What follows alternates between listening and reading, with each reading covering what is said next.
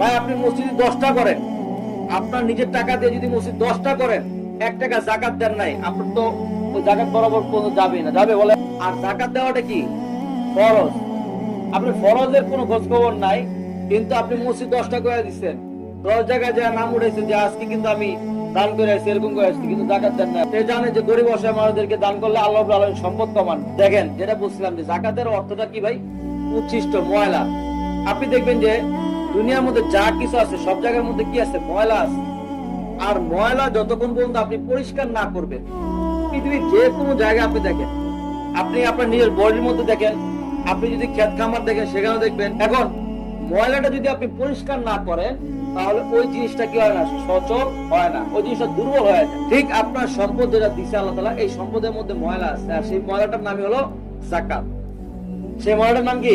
যাকাত। আপনি দুনিয়ার সব কিছু পরিষ্কার করছেন, কিন্তু আপনার সম্পদের ময়লা আপনি পরিষ্কার করেন না, তাহলে সম্পদ বাড়বে?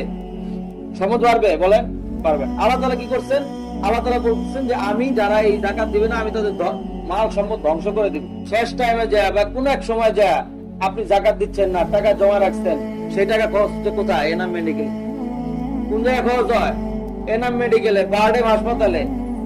সামান্য একটা ফোড়া হয়, সেই ফোড়া আর ভালো হয় না, 30-40 হাজার টাকা, এমনকি হাত পর্যন্ত কাটা আল্লাহ তাআলা নিয়ে যায়।